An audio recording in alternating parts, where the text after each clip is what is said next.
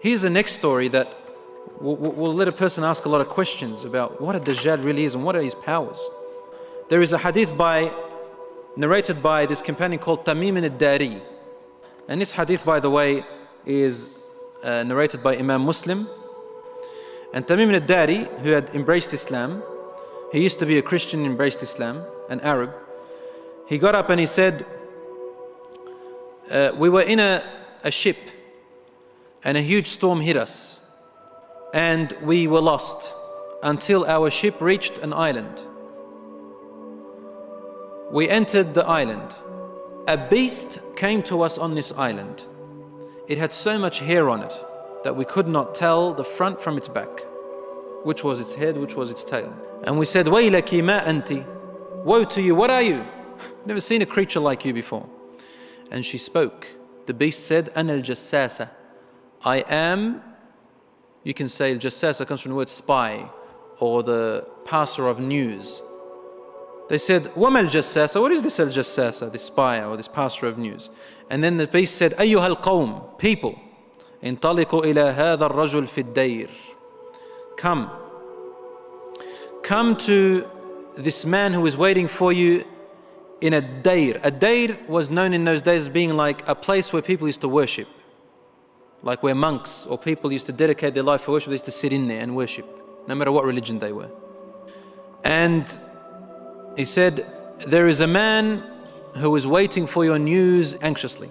They said, when the beast told us about this man, they said, we ran away from the beast immediately thinking it was a jinn and ran to this man.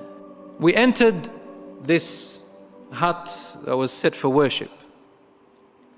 And suddenly we saw in front of us a person, a man who was the biggest in build that we have yet to have seen. And he was so coarse in his body and in his features, strong and big.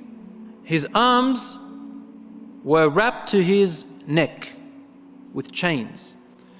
And his head and arms were also chained together to his knees, to his legs, like this. So he can just look up, and he's chained up really well, he couldn't move. We said, "What are you?" And he said, "You are able to hurt me because I'm chained up. So it's my right to ask, who are you first, so I can ensure my safety." They said, "Very well. We are people from the Arabs. We set sail in our ship and a storm hit us until we became lost and landed on this island.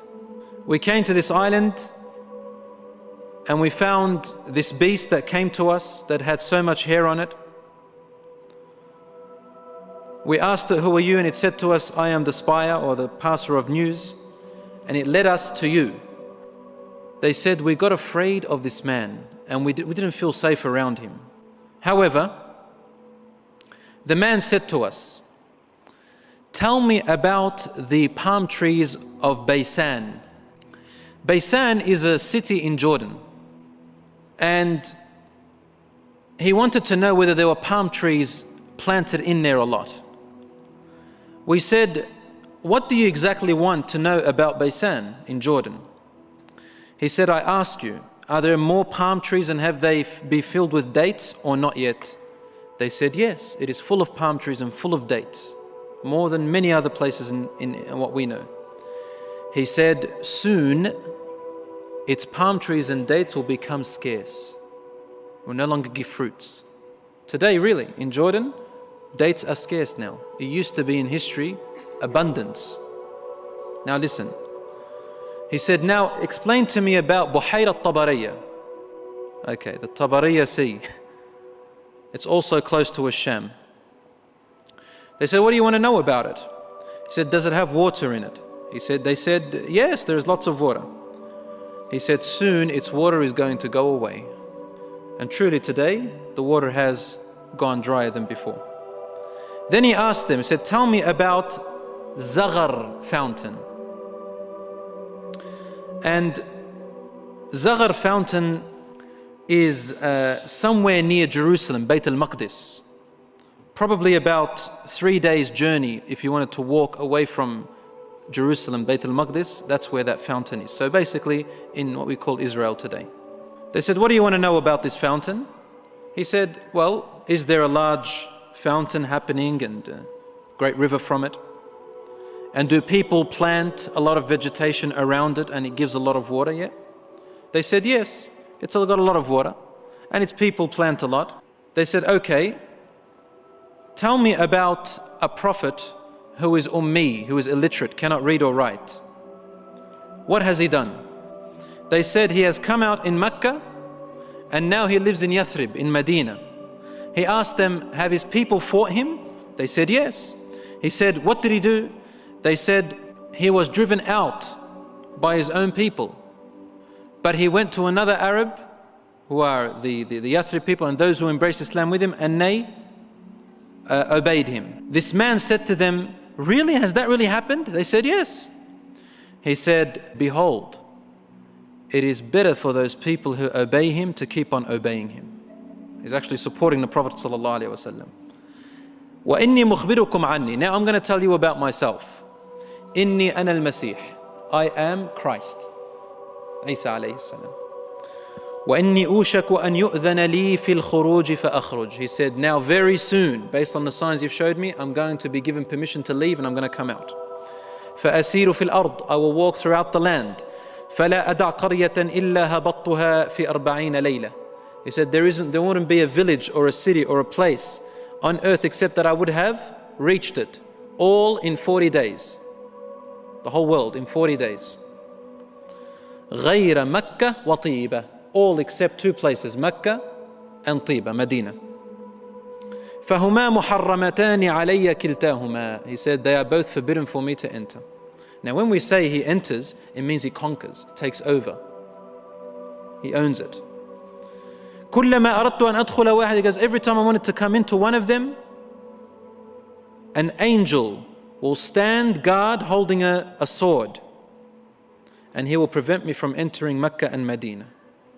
He said, and now between every two mountains that you can find a pathway entering into Mecca and Medina, there are groups of angels standing guarding it right now to the last hour. There are always angels from any, if you're going to enter Mecca or Medina through any pathway through mountains, two mountains, there will always be angels within there guarding it, but we cannot see them. Rasul sallallahu alayhi wa sallam started grabbing his stick and sort of, he put it close to his hip, sallallahu alayhi wa sallam.